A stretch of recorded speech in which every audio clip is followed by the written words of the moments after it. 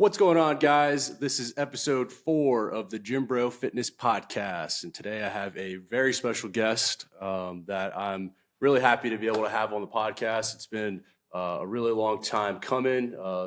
The guest and I have had a long history of opening up many gyms and also, or I should say, potentially opening up many gyms and, doing business together. We are closely connected through our families. I have a stepdaughter, 7 years old, and I believe your daughter's 4 years old. 5 years old, which is awesome. But without further ado, Leo Munoz, guys. Hey, what's up, everybody? Leo Munoz. Pleasure to be here. Excited to be here with James and talk about a few things, talk about our experiences and kind of where we are in life now compared to where we started. Yeah. So one of the things that really, I think separated yourself from like a lot of the other guys that were in our group and why we connected was through fitness, health and fitness, training really hard. And, if you guys don't know Leo, highly recommend going to his Instagram page. This dude is one of the freakishly strongest guys that I know, especially for his size and his weight class. This dude is like super like next level strength, bro. Like it's kind of ridiculous. Thanks, bro. But like, yeah, even since day one, I remember that like first leg day at California Elite back in Kearny Mesa back in the day. You were like lunging like 275 for reps, and I was just like, what is this guy on? It's kind of crazy, but yeah, just all around like beast. I think we've talked about like your training history in the past and like how you were kind of just like naturally strong as a young man, and then like you've just kind of like stuck with it through high school. I'm assuming you went to college or... Yeah. So little backstory. As far as my fitness journey, boxing was always my first love. I grew up in a neighborhood in a time where it was a little different than today's day and age. How I grew up was if you had any conflict with someone, you pretty much fought it out. That's kind of the neighborhood and time that I grew up in. So naturally, boxing was always an attraction of mine. I actually didn't know that about you. That you had a boxing. You were a boxer first. Bro. That's pretty cool. Yeah. You think you still got like some of your muscle memory? Yeah. So when I was in San Diego, I was working at 9 Round for a little bit. And it's a little different because there's no technicality to it. It's kind of just running class for people, but it definitely brought back my pad work and my hand work and all that stuff. And I still enjoy it. It's just. I mean, boxing is crazy conditioning. You got to be in shape to box, man. That is a hard sport. Yeah. But yeah, bro, that was pretty much my first passion. It was boxing, and it was a way of kind of surviving in the neighborhood that I grew up in. Like I said, we fought all the time, for the dumbest things, just being kids, but that's just how we resolve things. Yeah. We even fought for fun. Like we would just meet up in the playground or at the basketball courts and fight just to do it, just because that's all we knew. Where would you say that you're from? Like what town or city? So originally I was born in Miami. When I was around 8 years old, we moved to Broward County. So I lived in Hollywood, Florida, for the majority of my kind of 9 years till I left for the military. But yeah, I mean, I started lifting weights when I was about 13. I went to the doctors. We did a bone age test to see pretty much if I was going to grow anymore. Kind of because everyone was hitting their growth spurts and I just stopped, Right. I haven't grown since. So, but anyways, yeah, pretty much the bone age test came back and they said that like my bone age was like 3 years ahead of where I was. Oh, so I had to pretty much hit my spurt. I wasn't going to grow anymore. So then internally, I kind of talked to myself and I was like, all right, well, everyone's going to get taller than you. I still had that like fight mentality of having to kind of survive and defend myself growing up. Right. So I was like, all right, I'm going to get as strong as I possibly can. Okay. Get as big, as strong as I possibly can onto this little 5'5", 5'6" frame. And just, that's all I got in me. Ironically, I started lifting in the boxing gym, in the back of the boxing gym that I trained at. They had these old rusty weights that I kind of started training with. Eventually I got kicked out of the gym for fighting. Oh, really? Yeah, for not having the discipline that 13, 14 years old to know that people were trying to help me and kind of still be in that street mentality where I just wanted to fight all the time and be doing hood rat stuff with my hood rat friends, So yeah, eventually I got kicked out of the gym, didn't really have anywhere to train. I hustled, saved some money, however illegally a 13, 14-year-old kid could, until I eventually saved up enough money to buy this. I couldn't even tell you the brand of what the machine was, but it was this rinkety-dink rusted combo rack type of machine that had a leg extension, leg curl, and preacher curl attachment to the end of it, which was all one piece. It was just a mammoth concoction of a machine. That's interesting. Couldn't tell you who made it, what company. I just know that that's all I could find. That's all I could afford, so I bought it. It came with these adjustable dumbbells that were even more rusted, to the point where I had to use a hammer to like get the clip off to put on different weights. I put that rust. yeah, literally chip off the rust to like just adjust the weights. I remember I'd be doing like dumbbell chest press with these things, and the weight would be rusting, and the rust chips would fall on my face as I was. So I'd be lifting, and they're just like falling in my eyes. I'm just like, oh. You gotta feel the iron. You gotta taste the iron. Yeah, definitely tasted it a few times. But yeah, I put that in my parents' garage, and that's kind of where I kept lifting weights. Then from there, I transitioned to sports, right? And then we were always in the weight room. Like you said, I discovered that I was naturally strong at a very, very young age. So by the time I got to high school, my freshman year, I'd be in the weight room with the football team, and I weighed about 135 pounds, but I was lifting with all the O linemen, because just I could keep up with them. I got my first 405 squat probably at 16 years old. That's nuts. Yeah, that's insane. Yeah, ever since then, I kind of just always kept lifting. But not powerlifting though. No. So here's the thing, right? I think the sport of powerlifting is, back in the day when it started, it was very, very specific to a group of people. As we know, it's developed over the years, right? But as far as compound lifts, I've always compound lifted, right? I've always deadlifted, I've always squatted, I've always benched, I've always overhead pressed. I just didn't call it powerlifting, right? I just called it what I knew how to do when I was a kid. And then when I got to high school, it's just what we did with our football programming. We just had these compound lifts as part of the football team program.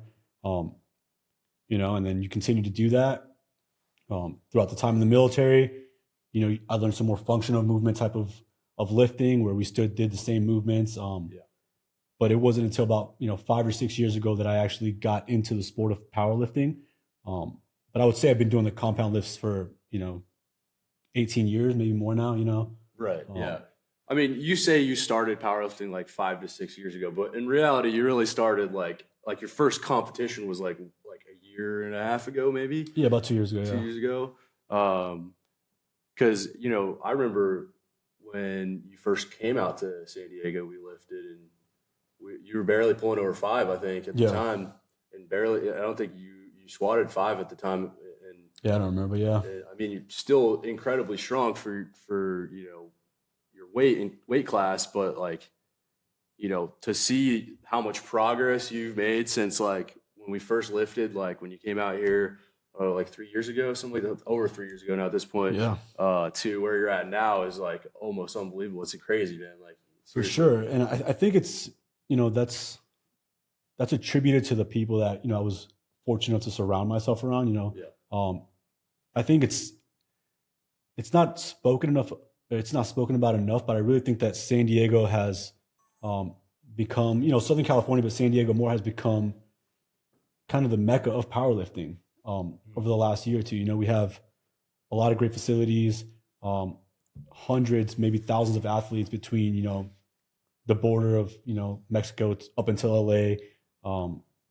It's really, really blowing up. And like I said, I was fortunate enough to surround myself with a lot of people, starting with, California Elite, and that closed down, to when I got to STS. And, now I'm surrounded by world-class athletes, world record holders, just an abundance of knowledge there, starting with Kelly all the way through all the coaches, all the staff there, all the members, just the abundance of knowledge and just that non-selfish way of helping each other grow.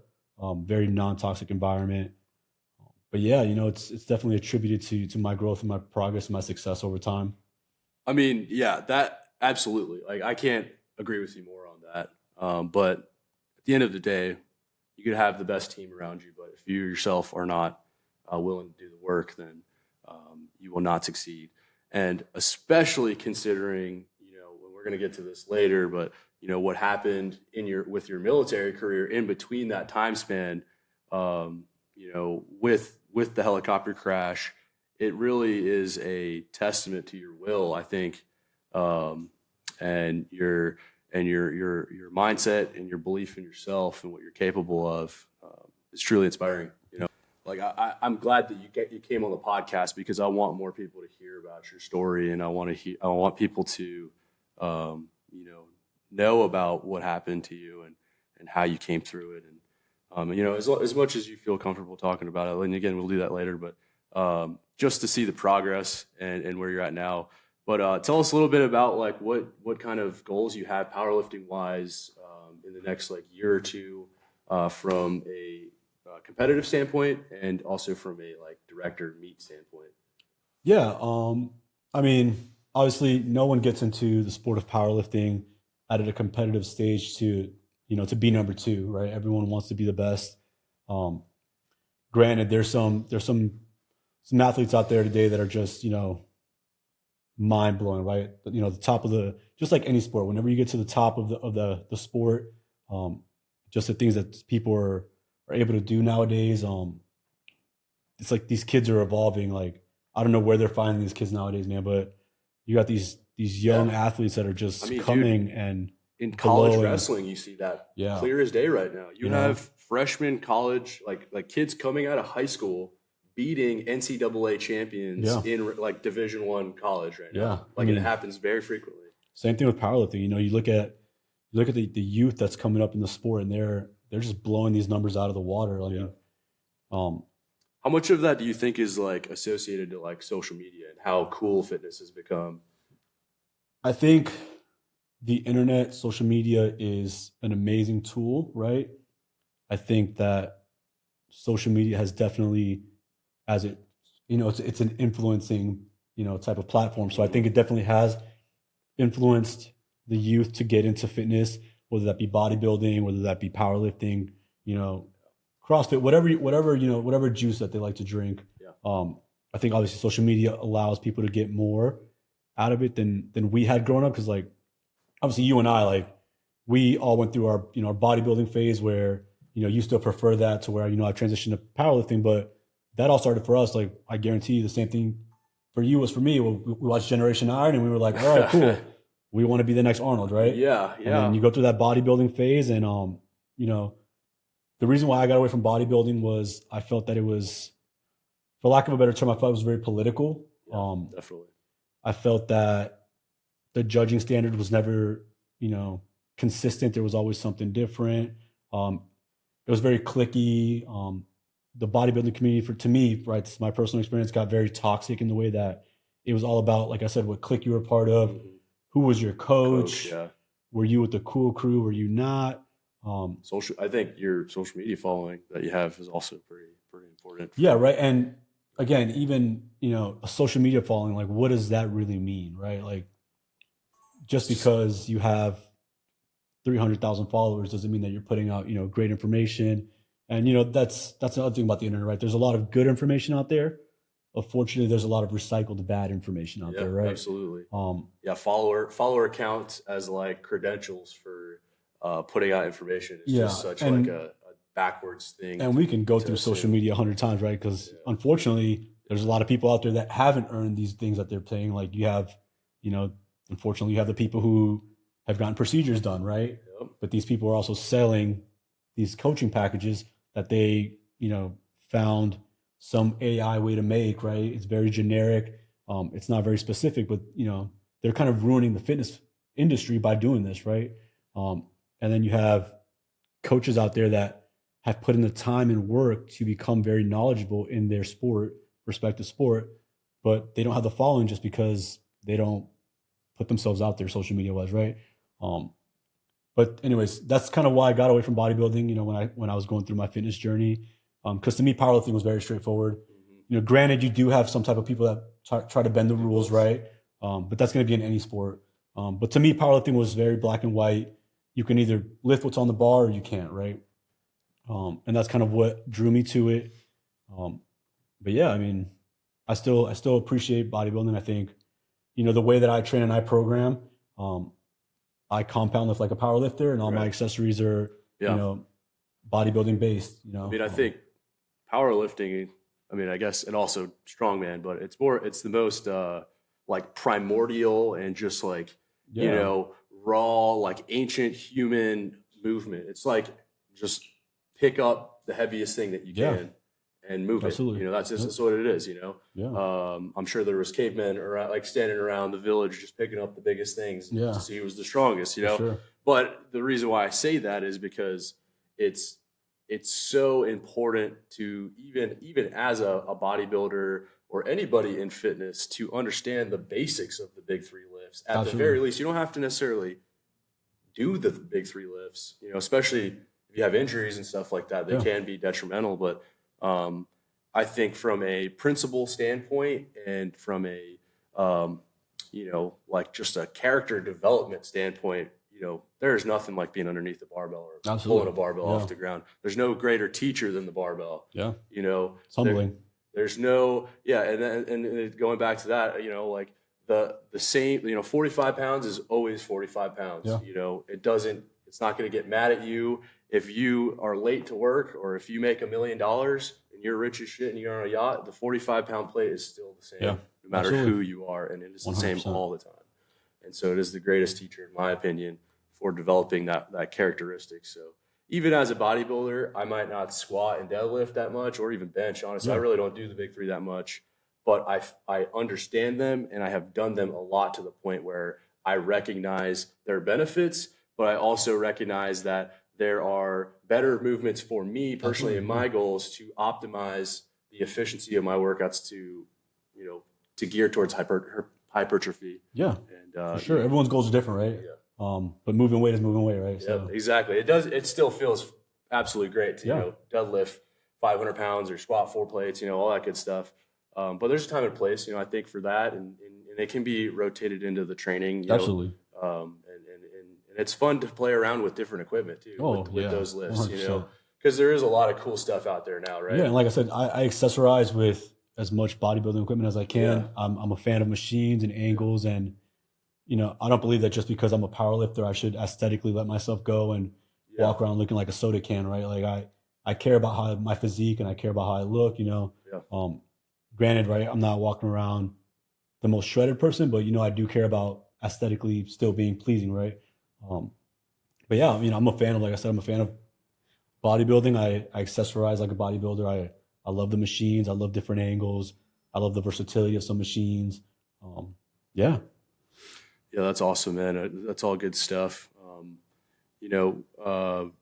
Really quick, just shout out to STF Performance and also Ironmonger's Gym.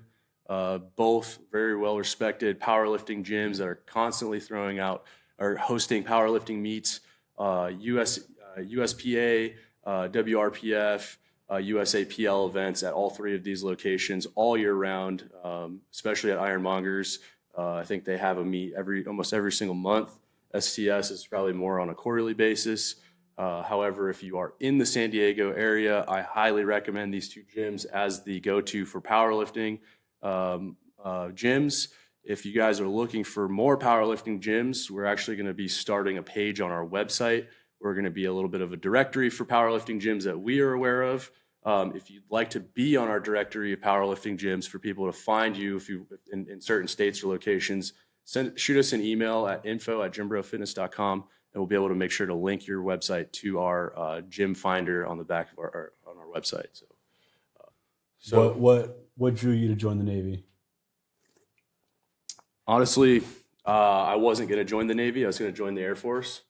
And I was going to just go in the Air Force and do whatever. I was pretty much a giant knucklehead my senior year of high school. I was one of those kids that I didn't really have to study for classes, and I took like honors classes and AP classes. And I never really had to like actually work to get good grades. It just kind of came. So I just did not like care to like really pay attention and focus and like give it my 110% because, you know, I didn't know what if I wanted to go to college or not. But, you know, I basically just was a knucklehead and I didn't have a good plan.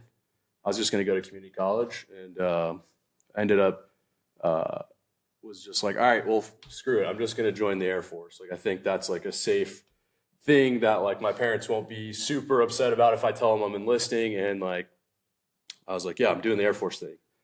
And then I had this girlfriend that I was dating at the time. She actually cheated on me with this guy who was joining the Army. And he called me, he called, I don't want to say it, but he called me, you know, a couple names that I didn't like and basically called me a chicken for joining the Air Force. And I was like, all right, well, screw that. I'm going to join the Navy and I'm going to be a SEAL. You know, I was like, all right, well, I'm going to go do something badass. And, you know, at that point I was like, you know, I had won counties as a wrestler, went to states. I was in pretty good shape, but I wasn't like, I didn't really know how to swim, especially I didn't know how to swim combat side stroke. Yeah.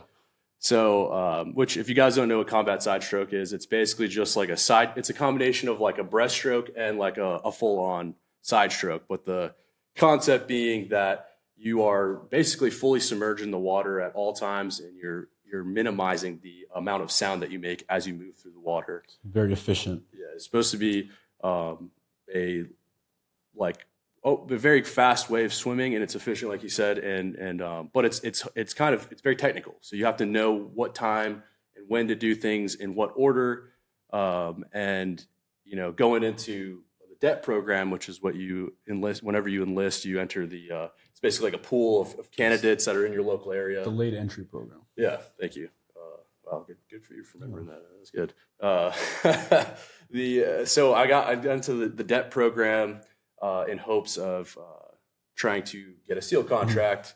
But the way they did it in Long Island was like you have 3 months to get a contract or you're out basically, or you have to just enlist normal, which talking to other people, that was not the case. Yeah, right. And, you know, I had a guy, our like spec war mentor in Long Island, really cool guy, but he was just kind of like, you know, he was former SEAL, like private contractor, you know, had a couple bullet holes through his calf and stuff like that. Just real like badass, like, you know, probably like late to mid 40s. So like Iraqi war type of deal, you know, Desert Storm was his time frame when he was in, and he was just, you know, kind of just straight shooter. And, you know, I tried out and I ended up auto qualifying for like EOD and rescue swimmer.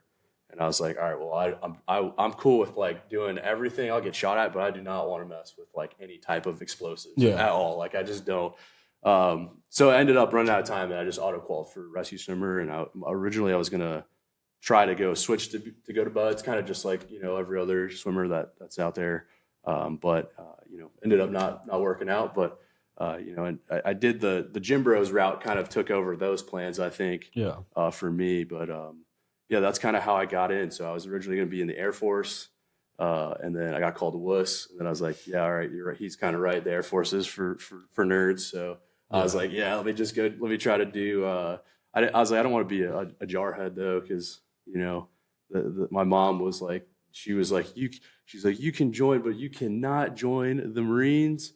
And you can't join the Army. And I was like, okay, so I guess it's super interesting because you know there's all these different you know, generalizations of the different branches, right? And it's like each one says different things about each one, but like to be honest, if I could go back now, I would have joined the Air Force. You know, it's like, dang, I had the right idea. I think I don't want to speak for everyone, but I think a vast majority of people when they get out and they realize, you know, kind of like the lifestyle and where money is allotted in the different branches, you know, like unfortunately for the Navy, right? All the money goes to these billion-dollar warships, right? So when you look at actual, you know, life and the way that the service member can kind of benefit from it, the Air Force, you know, dumps all their money into the Gucciest things, right? Yeah. even like the everyday things, right? Just like the facilities and the bases themselves, like the food. You know, uniforms. there's no Air Force base that I've ever been to, even like in the Middle East. I'm talking like these built up FOBs that I've been to, right? That are Air Force ran, that have ever been low quality. So where you go to, you know, an Air Force, you know, you go to a Navy base or you go to an Army base, you go to a Marine base, and it's just like, whoa, It's like 100 years old because it probably you know, is. falling apart, you know. Yeah. But yeah, it's just hilarious because I always think to myself, if I could go back, I would join the Air Force, right? Yeah. Yeah. I think so too. I think if I was to go back, I probably would have done the Air Force and then went like the PJ route. Yeah, I think for that would sure. have been a really smart thing for me to do. And I remember having a conversation with the Air Force recruiter about being a PJ. And I think the catch with the Air Force, though, if you want to do PJs, it's like the Coast Guard, where you have to do 2 years of kind of just like general, like, you know, whatever the needs of the Air Force Coast Guard is before you can try out to be a Air Force PJ or a Coast Guard like rescue swimmer. Yeah. Which is pretty cool. Also, I don't think we said this, but Leo is actually, he was a rescue swimmer like me, but he was stationed on the East Coast at HSC 7. Yep. Before he got stationed out here in San Diego for 3 years as an instructor over at HSC 3. Yeah, but you know, kind of what drew me to the military was I did go to college. You know, I did about a year and a half of college. Again, I'm from Miami, so I went to school in Miami, and kind of what happened with me was I partied a lot, lived that Miami lifestyle, and then one day I woke up and I was, you know, I had friends that were older than me, and the Miami lifestyle is very much like materialistic, and a lot of people try to flaunt the lifestyle that they don't really afford. So I had a lot of friends who were older than me that, you know, they lived that lifestyle, but they still lived with their parents and didn't really have anything going for them. They worked these 9 to 5 jobs, and then they would go out on the weekends as soon as they got paid, you know, get bottle service, blow all their money, again, live this materialistic lifestyle that isn't really the life that they lived. So I woke up one day and I was like, you know what? I can't do this anymore. I need to get out of Miami.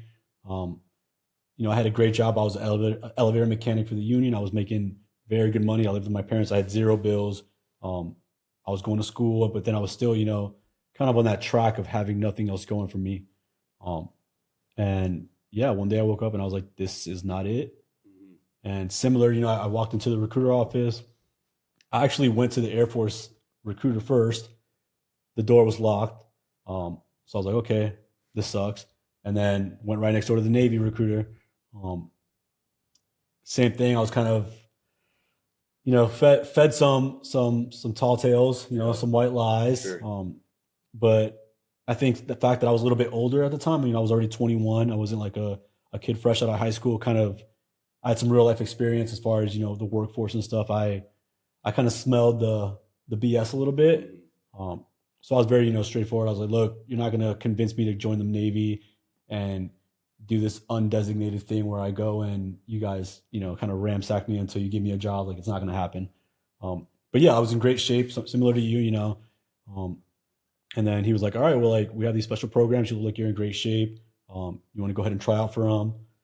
I looked into all of them, you know, similar to you, kind of read over the pamphlets, did the whole PST thing, got into the DEP program, and then ultimately decided that I wanted to try and help people more so than, you know, either work with explosives or go, you know, and kind of do the things that the SEALs of the SWIC dudes do. I just had the desire to help people, right? And I was like, okay, cool, like search and rescue, sick, like I can go and help someone, right? And yeah, kind of, you know, that road took off. A few months later, I, you know, went to boot camp, and the rest was kind of history until it wasn't. Yeah, right. Yeah. You were in for a total of 9 years? 9.5. You know, like 9.75 by the time I got out, almost 10. Yeah. What's like one of the biggest takeaways that you got from the Navy or in your experience? All right. Well, like, I'll start by saying I never regret joining the military. You know, everyone's experience is different. 100%. Everyone is different. I have friends that I consider my brothers for the rest of my life that didn't have the same experience I did. They had negative experience. I have some friends slash brothers that are still in because they've had better experiences than I did, right? So, with that said, everyone's experience is different in the military. I can't speak for everyone, but I will say I will never regret personally joining the military because of the impact it had on my life, right? It made me grow up. It made me, like I said, I was already 21 when I left, but I really, had to become an adult very quickly.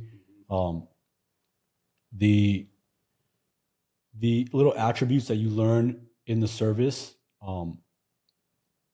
as you know, they very very much separate you from the rest of society, right? Yeah, definitely. It's like accountability, um, confidence in yourself, right? Discipline, um, all those things that the Navy or the military taught me are things that I don't know if I would have picked up if I wouldn't have joined, right? Um, with that being said, I had times in the military that were amazing. I've made, I've been fortunate enough to make, I would say, hundreds of memories, right? Um, with my friends and my brothers that, kind of like when I met you, right? That's a memory that the military gave me, right? It just so happened that the Navy decided to send me and a bunch of other lunatics to San Diego on a 2-week work trip, right? And we had mutual friends, and that's kind of how we met, right? Memories like that, right? I've traveled all over the world. I've met people from all over the world. So I've had hundreds of memories that I can kind of tell to my kids, grandkids. That's the stories that I'll tell them, right? I've also had really crappy times in the military, right? And that's what a lot of people don't understand. Like, yes, there's a lot of benefits, but there will be a lot of bad times, right? And as long as you can get through the bad times just in life, there's going to be something positive on the other side. And that's something else that the military taught me was how to be resilient, right? I know that I can push through really bad times, and eventually there's going to be another positive climb coming, right? Um, so yeah, I mean, my takeaway is a lot. Yeah, It's a it's lot, hard. It's hard. almost a decade of your life of learning life lessons and, going through ups and downs personally, physically, mentally, Yeah. being away from family, deploying multiple times. Um, Yeah. I think the military does a really good job of just like handing you your own ass. yeah, You're just like, you get like you build up some confidence. You feel good, and then it just gives you another reminder that you can stay humble. You got to keep working. yeah. Um, And it's all mindset, it's, yeah, it's all mindset. It's just like everyday life. If you yeah, have that victim mindset where you blame everyone but yourself, you don't have no accountability for your actions, like you're going to live life that way and you're going to see everything in a negative. And those are the people that have, most of the time the negative military experiences because they have this victim mindset where they won't go and get after, right? They're okay with being comfortable and just doing the 9 to 5, getting the paycheck the first and the 15th. They don't really want to put in the work to do anything extra. And then they're like, oh no, the military hates me, right? And granted, like I said, some people have different situations. I can't speak for everyone. right. Some Yeah, people go through some crappy things, and um, everyone is different, right? But at the end of the day, if you have that hardcore go getter mindset, you will succeed in the military, right? You will have success. Your experiences will be a little better, but you do have to work, and that's kind of where I think, especially now in today's society, with the youth, I don't know what happened, but again, yes, not everyone, but our youth is something different now. yes. So I was talking about this on last week on the podcast with Dave Depew, with Pete, the first episode number 2. Uh, the youth is missing like the backbone. Yeah. The boomers, they have a lot of backbone. They have a lot of just grit, I would say. Like the boomers have really passed down a grittiness to us, the younger generation, that I think for people that are our age, we got enough of that to feel like the abrasiveness of it and take it with us in a way to like positively grow society Yeah. and push projects forward for the betterment of mankind. But then you have kids that are not getting that, they're getting the softened version from us. And I don't think that, like you said, there is there is a real way for those kids to get the connection that they need from masculinity, and also like chivalry, right? Like these old characteristics that men have carried on and passed down through generation has now slowly been whittled down every single passing month. It feels like you're seeing something else that's just like how much dumber do we get? How much further down does it go from here? Yeah, where's rock bottom? Yeah, where is it going to stop? So if you're a young man and you're listening to this, when I say young man, I mean somebody that's 20 years into like 16. Really consider joining the military, but consider joining a special program if you're in shape, right? And if you're not in shape and you have time to get in shape, I would say that that's probably one of the best things that you could do to set yourself up for success.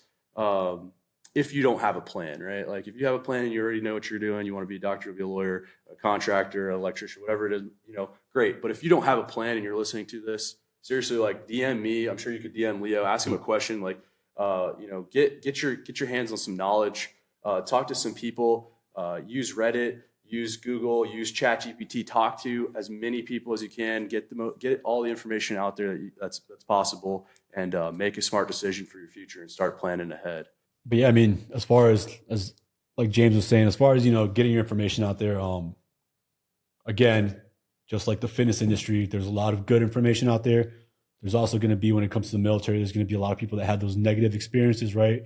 So they're going to feed you some information based off what they experienced. You kind of have to deduce your own conclusion from that. And like I said, go in there knowing that you're going to have to work, right? The recommendation for a special program, if you are able to and you are physically able to, get those requirements to go do that, I agree with James. Shoot for it. The communities are smaller. The mentality is different within those communities. Just speaking to the Navy, right? You got these 5 different special jobs. They're smaller. They're not really, they are involved with the big Navy, big picture. But within those communities, it's a lot smaller, a lot more tight knit.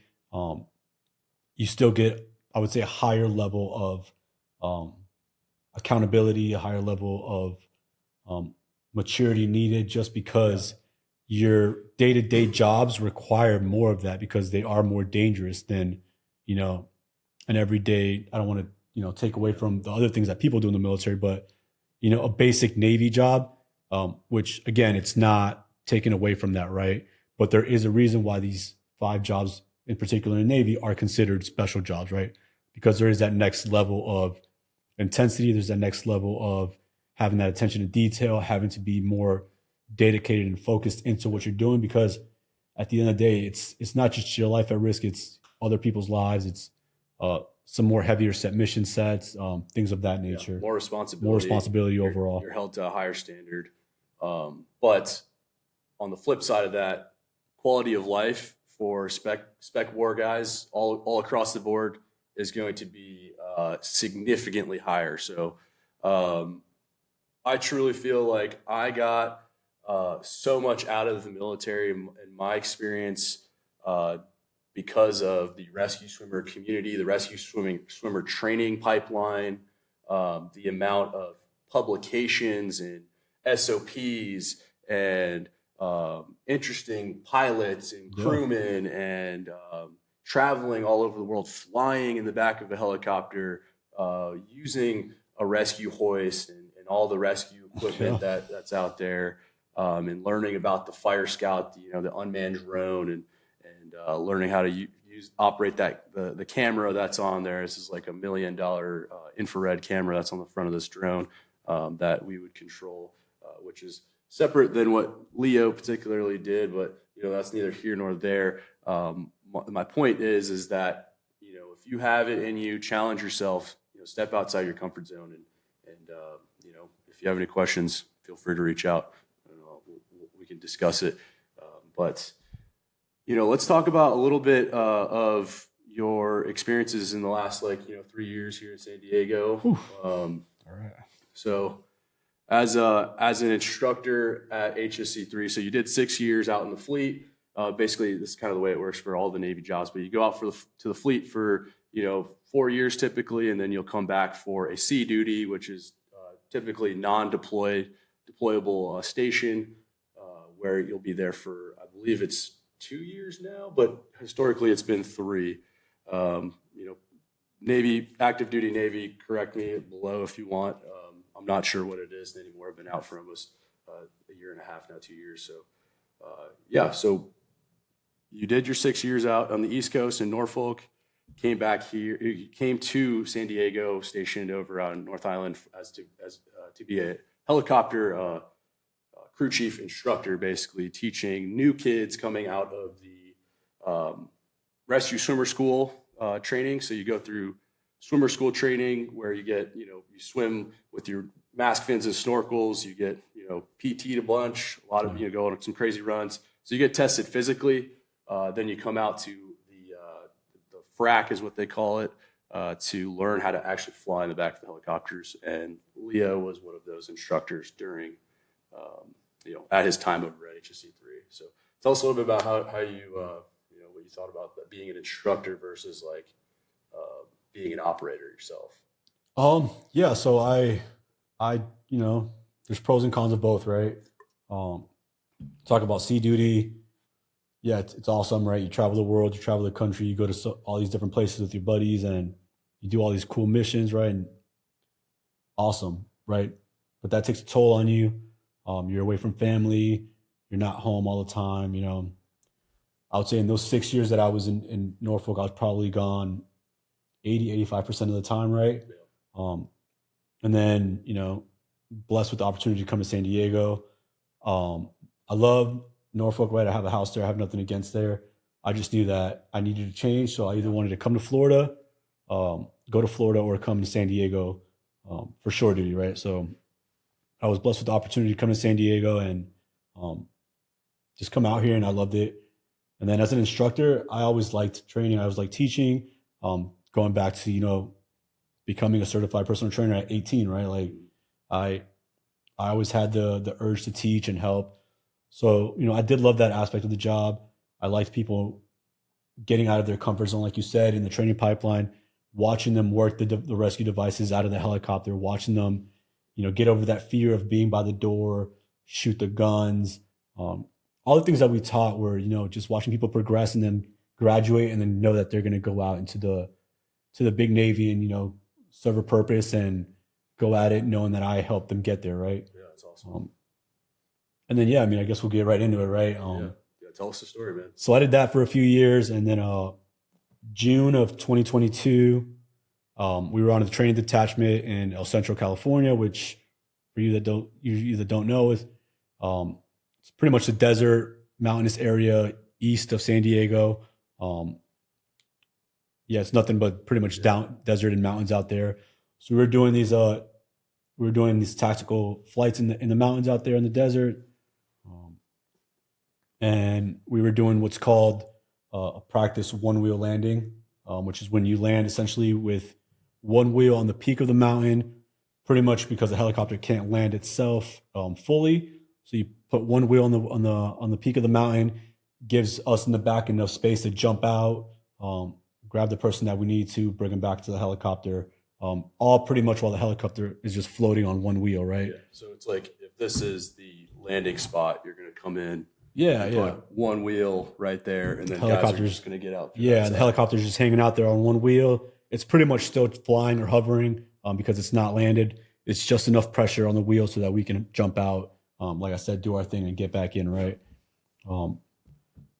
There was some miscommunication, long story short, not to get into details with where we were going to land. We ended up hitting the mountain. Pretty much all I remember was I was on the other side of the helicopter, not the landing side. So I would have been, let's say this is where I was sitting. The mountain peak was behind me, right?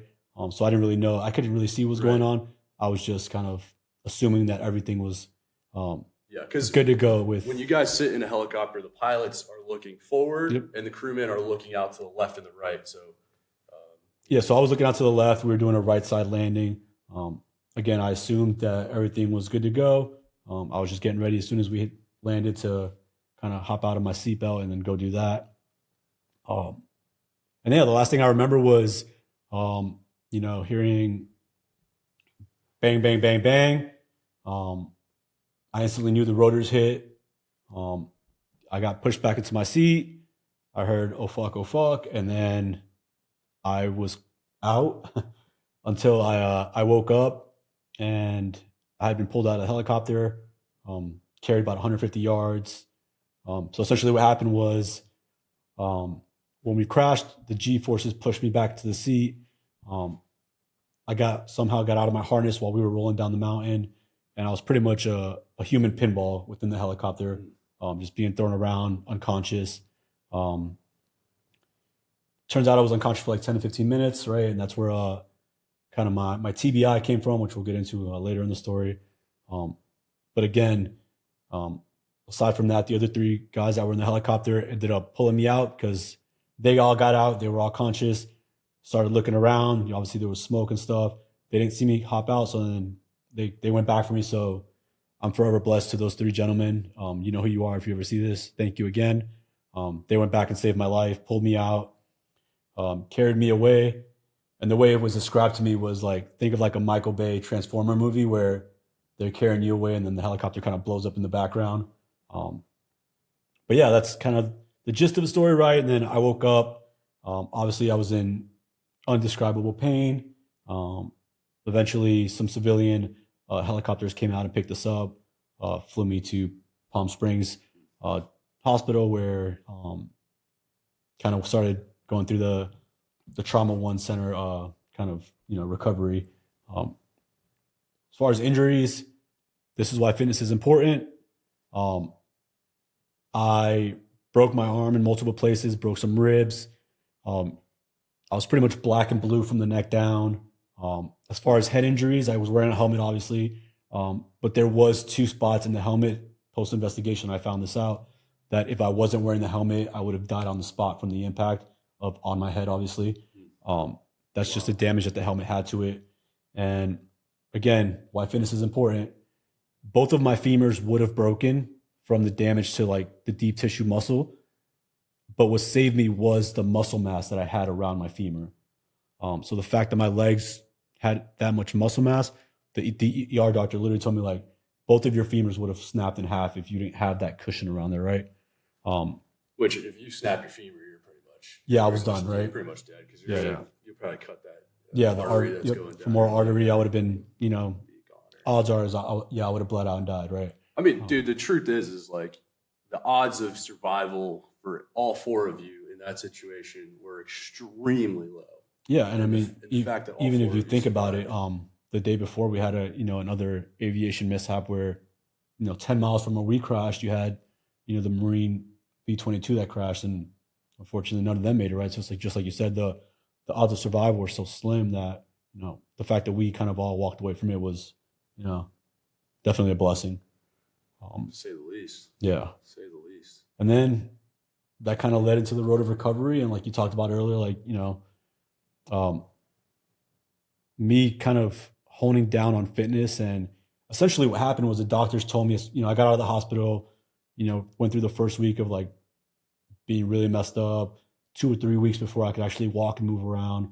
And then I actually got to seeing doctors, right, when I was, somewhat mobile and had to do my follow-up exams. And essentially what they told me was, you're never going to lift again. You have a long road of recovery. I'd be surprised if you ever have the ability to do the things you did before. So mentally that was I cried, bro. Like mentally, like you're telling me like I can't do the things that I love to do anymore. They made it seem like I wasn't even going to be able to, run around my daughter or anything. Right. So I'm like, initially that mentally puts you in this very dark hole.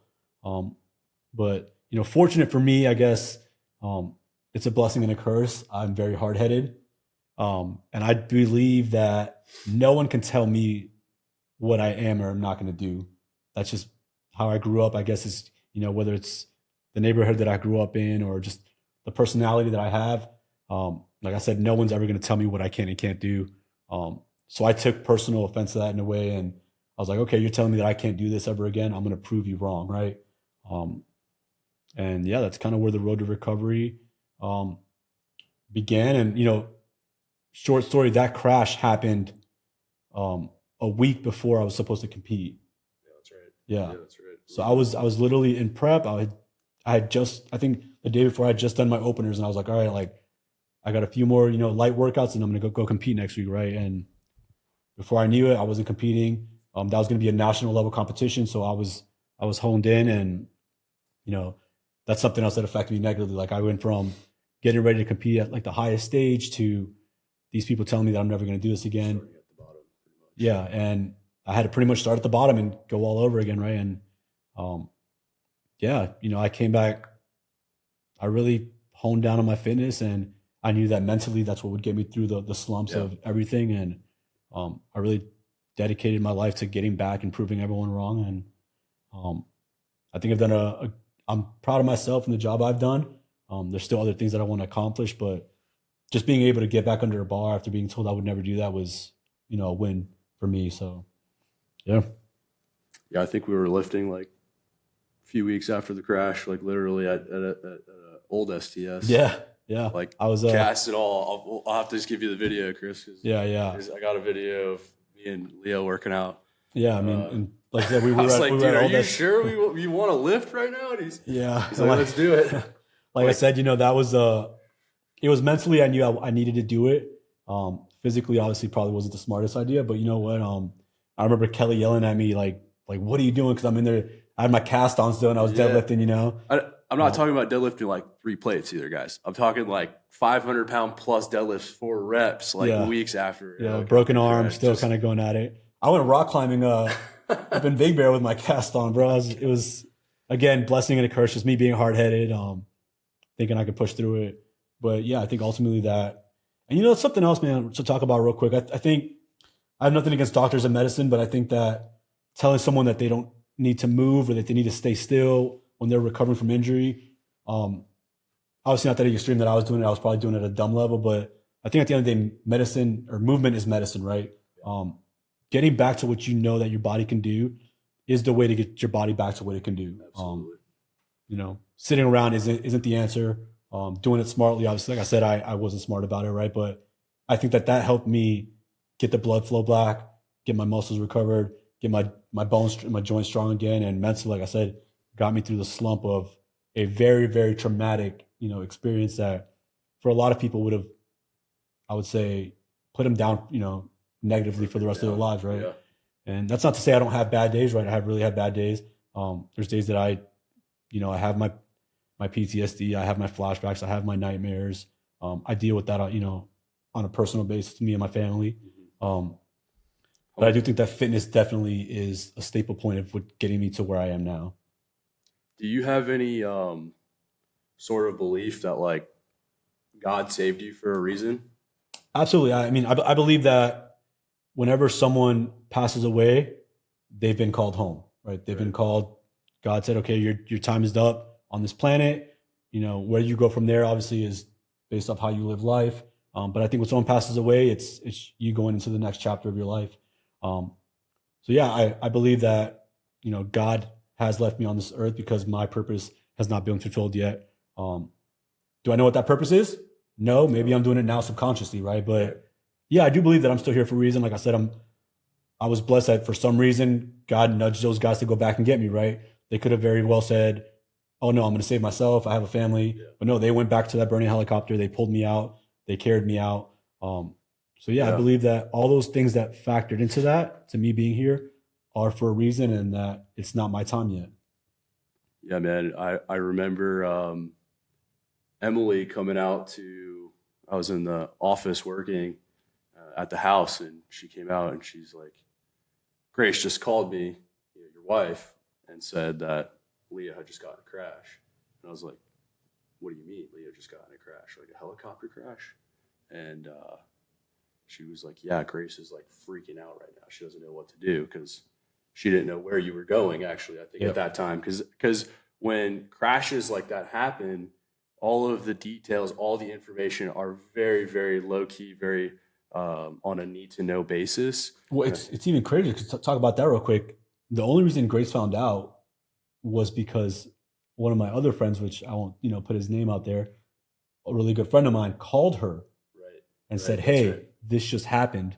You need to start driving." The Navy didn't call her till the next morning. Wow, dude. After she had already gone to the hospital, and she was with me, and we were, I was waiting to get kind of figuring out whether I was going to get let go from the hospital or not. Right. And, they called her and they're like, "Hey, this happened." She's like, "Yeah, I'm already here. Like, I've been here for, 14 hours. Like, which, everything has a procedure, but yeah, it's so shitty, man. It's super shitty. I did not know that actually, but yeah, I remember hearing those words coming out of Emily's mouth, and my heart just dropped, dude, because I was like, he's dead. I'm like, nobody survives from helicopter crashes. I was like, my best friend just like is probably dead, and it was just one of those moments where I'll like probably never forget. But then I think it came out like a few hours later that it was like, oh no, he's still alive, but we didn't know what condition you were in. Yeah. Like those things you said, like, is he going to be able to walk again? Is he going to be able to talk?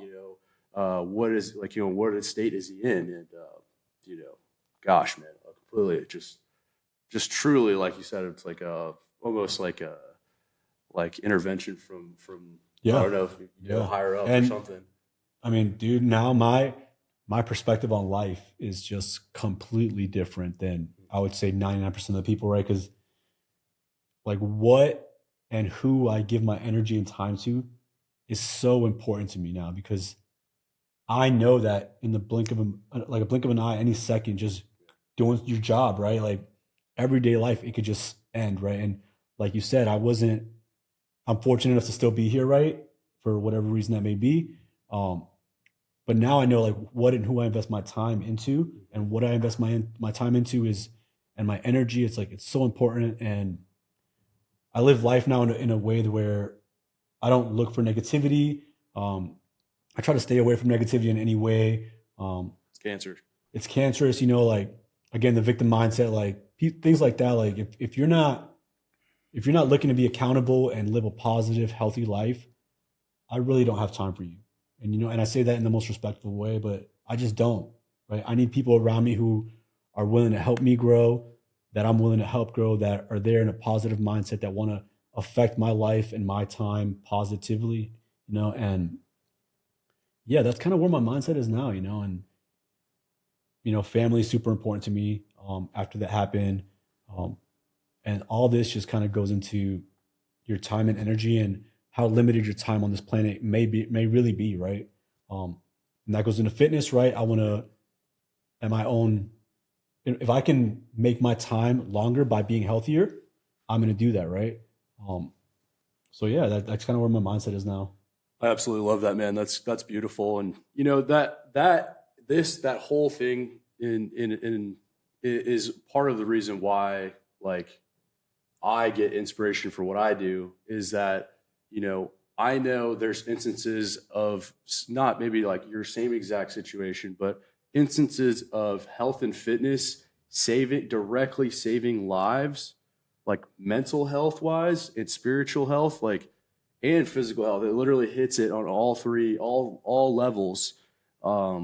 It's saving lives. Health and fitness saves lives.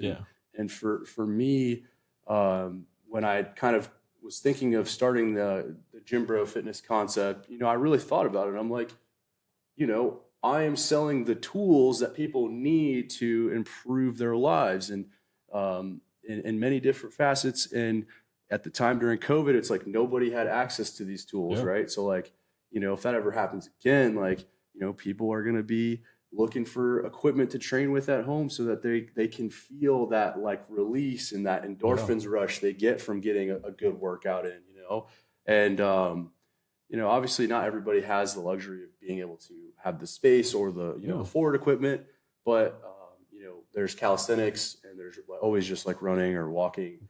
There's always an answer. There's always something that you can do to stay active and healthy, and that's kind of that's the overall bigger message.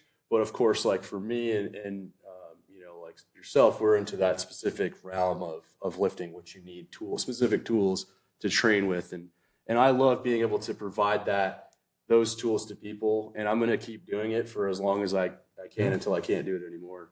Because I think it's important. Yeah. And I think, just like you said, and we talked about this earlier on the ride here, is like your passion for this, right? From a personal standpoint, the way that you've invested yourself into creating these pieces of equipment that you would really want to use yourself, right? It's not like you're generically creating these machines to like just sell them because it's gym equipment, right? You've invested time into each one of these mayhem pieces because it's something that you personally would want in your gym, right? It's things that if you could build a playground with your equipment, this is what it would look like. Because like you said, you've invested your time, your energy, your passion into exactly what you want out of it, right? The different angles, the versatility, the different, quality of equipment. It's all something that you've invested into, right? Absolutely. I mean, I definitely will say that I have obviously a heavy hand in the design aspect, but I want it to be more clear and like kind of just, emphasize on that statement that it's about what we want. It's the community, what we want collectively as a group of people that are into, bodybuilding or powerlifting.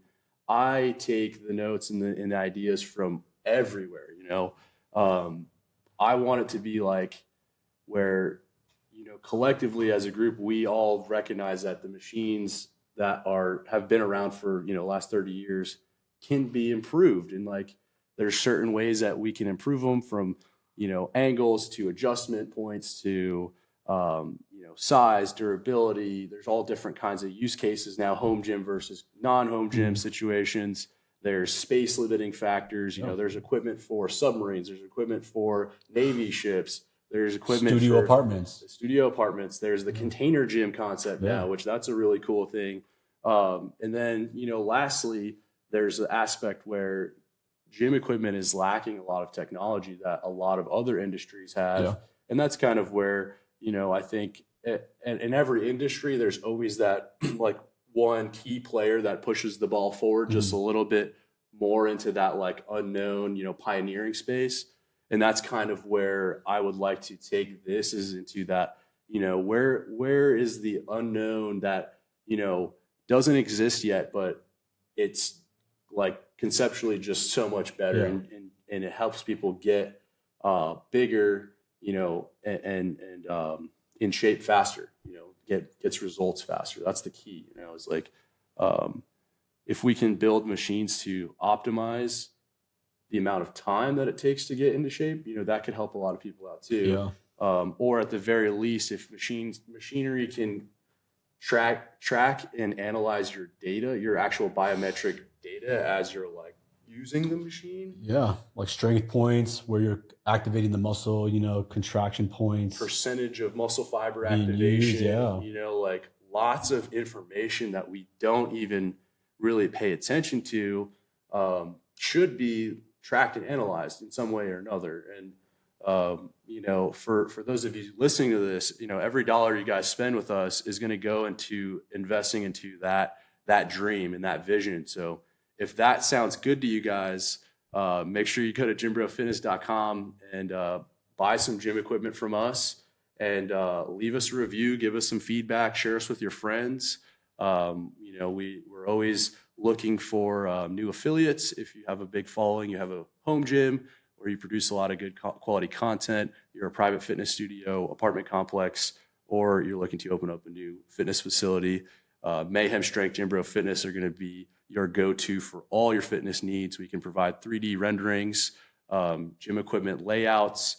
We can drop ship to anywhere in the world, which is very unique. It allows us to save you thousands and thousands of dollars on shipping costs, import duties and taxes, as well as offering custom colorization in your specific branding to fit your needs exactly. So please make sure to subscribe, hit the bell notification so you get a notification every time we post. This is episode number 4 of the Gym Bro Fitness podcast. Leo, where can people find you on social media? It's going to be _ Leo, Leo, lifts, LIFTZ.